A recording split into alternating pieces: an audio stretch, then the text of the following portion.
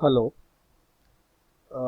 ये जो वीडियो है वो एडवांस लर्निंग का है। टैली के एडवांस लर्निंग के फीचर्स के बारे में अब हम नई सीरीज स्टार्ट कर रहे हैं, तो उसके रिलेटेड ये पहला वीडियो है।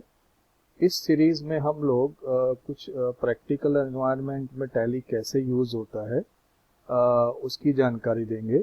तो बेसिकली ये वीडियोस का जो फोकस है वो उन स्टूडेंट के लिए है कि जो लोग अभी जॉब नहीं कर रहे हैं और उनको प्रैक्टिकल एनवायरनमेंट में टैली कैसे यूज़ होता है उसका एक्सपीरियंस नहीं है। तो उन स्टूडेंटों को फोकस करके हमने ये सीरीज स्टार्ट किया है ताकि वो एडवांस टैली सीख सके कि टैली को कैसे यूज़ कर सके, प्रैक्टिकल एनवायरनमेंट में कैसे यूज़ होता है टैली।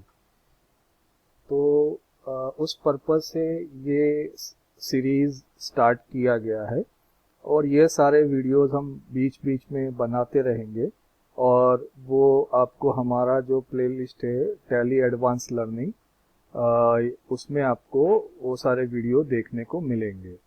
वहाँ से आप लर्न कर सकते हो। तो जो भी स्टूडेंट है या जो अभी बेसिक टैली जानते हैं उन लोगों के लिए ये वीडियो बहुत हेल्पफुल रहेंगे, ये हमारी कोशिश रहेगी।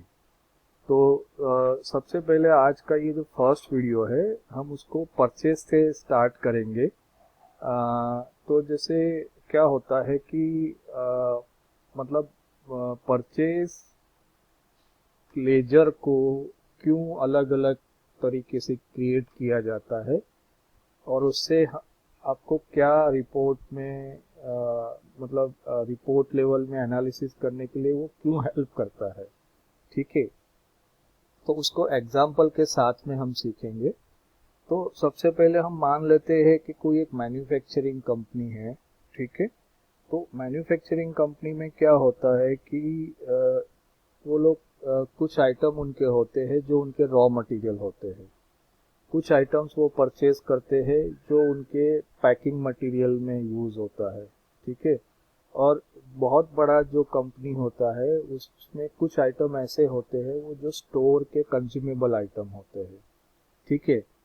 स्टोर के कंज्यूमेबल आइटम यानी कि वो जो बहुत बड़ा कंपनी होता है उनके जो प्लांट के अंदर जो मशीनरी होती है, तो वो मशीन जब कभी बिगड़ता है तो वो उनके पास स्टोर में ही उसका कोई पार्ट्स वगैरह पड़ा होता है, तो वो लगा के उसको रिप्लेस करके मशीन को वो तुरंत स्टार्ट कर सकते हैं। तो ऐसे कुछ आइटम्स वो लोग परचेस करके रखते हैं अपने पास रेडी स्टॉक में।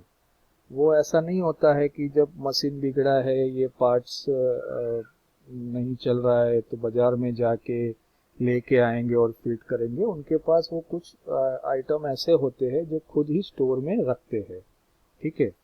तो अब हम देखते हैं कि जैसे ये हमने एक आइटम क्रिएट करके रखे हैं, प्लास्टिक ग्रैन्यूल्स, मशीन का बेल्ट और बीओपीपी टेप। तो बेसिकली इस तरह से बहुत सारे आइटम हो सकते हैं कंपनीज के अंदर, एक आइटम नहीं बहुत सारे आइटम्स हो सकते हैं जो रॉ मटेरियल होते हैं। वैसे ये मशीन बेल्ट यानी मैंने जो बताया कि कंज्यूमेबल आइटम होते हैं, आ, वो भी बहुत सारे हो सकते हैं। मशीन बेल्ट, बेरिंग हो गया और बहुत सारी ऐसी चीज़ें हो सकती है। और ये जैसे है बीओपीपी टैप है, ये पैकिंग मटेरियल वगैरह आइटम हो गया, ठीक है। तो बेसिकली ये है तो आइटम, टैली के लिए तो स्टॉक आइटम ही है, ठीक है। बट उसको प्रैक्टिकल एनवायरनमेंट में अलग तरीके से लोग उसको ट्रीट करते हैं रिपोर्ट के पर्पस पे।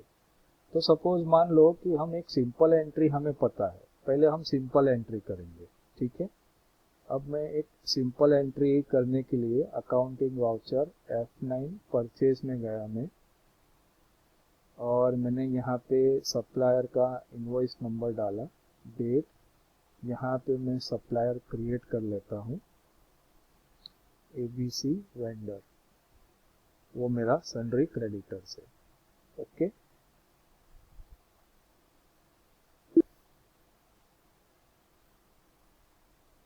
अब यहाँ पे मुझे परचेस लेजर, तो मैं एक सिंपल एक लेजर बना देता हूँ।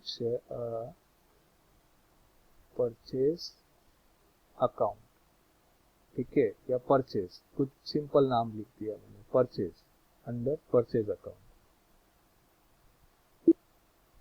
ओके, अब मैंने ये एक आइटम परचेज किया, सपोज प्लास्टिक ग्रेन्यूल्स मैंने, ठीक है, तो मैंने 50 किलो परचेज किए हैं, 500 रुपीज़ का उसका रेट है, तो ये मेरा 25,000 का परचेज हुआ। ओके, अब मैं एक दूसरा परचेज कर रहा हूँ, वो मैं अपना पैकिंग मटेरियल परचेज कर रहा हूँ, BOPP टैप, ठीक है, 100 नंबर्स और जिसका रेट है 30 रुपया, तो ये 3,000 रुपये का मैंने आइटम परचेज किया, ठीक है। और अब मैं परचेज कर रहा हूँ मेरा एक तीसरा आइटम, मेरा कंज्यूमेबल आइटम है वो,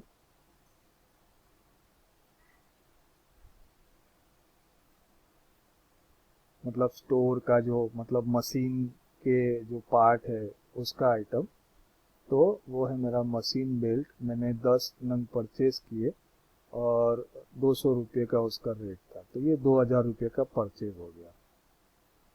अब हमने ये जो परचेज किया है, आइटम हमारे अलग अलग है, बट परचेज लेजर हमने एक सिंपल रखा है, परचेज। तो क्या होता है कि हम जब भी ये फाइनल अकाउंट्स और प्रॉफिट एंड लॉस अकाउंट में जाएंगे तो हमें परचेज खाली दिखेगा कि भाई 30,000 रुपये का हमने परचेज किया है, हमें उसका ब्रेकअप नहीं मिलता है कि रॉ मटेरियल परचेज कितने का है, ये पैकिंग मटेरियल का परचेज अमाउंट क्या है, कंज्यूमेबल आइटम का परचेज अमाउंट क्या है। तो उसके लिए क्या करना होता है कि आपको अलग अलग परचेज लेजर बना देने हैं। तो मैं क्रिएट में गया, लेजर में गया, अब मैं क्या करता हूँ, RM परचेज करके एक अकाउंट बनाता हूँ अंडर परचेज अकाउंट, तो ये मेरा रॉ मटेरियल परचेज हो गया। अब मैं पैकिंग मटेरियल परचेज करके एक परचेज अकाउंट बनाता हूँ, परचेज का एक लेजर बनाता हूँ अंडर परचेज अकाउंट में, और स्टोर्स परचेज, ठीक है, या तो उसको आप कंज्यूमेबल परचेज, कुछ भी नाम उस कंपनी में जहाँ पे भी है वो नाम आपको, आप उस नाम से लेजर आपको बनाना है जहाँ भी आप काम करोगे वहाँ पे, ठीक है। तो उस तरह से आपने ये लेजर बना दिए। अब आपको बस यही करना है कि जो आइटम जब आप परचेज करते हो उस अप्रोप्रिएट आपको परचेज लेजर सिलेक्ट करना है, तो हम वही परचेज की एंट्री एडिट करते हैं। तो ये जो पहला हमारा जो परचेज था वो हमारा रॉ मटेरियल है, ठीक है, तो अब उसको मैं यहाँ पे परचेज लेजर में मैं RM परचेज कर दूंगा। बाकी आपको आइटम क्वांटिटी रेट जैसे डालना है वैसे ही डालना है।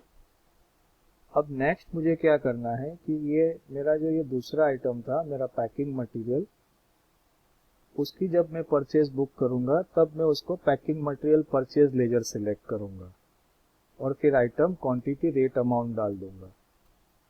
ओके,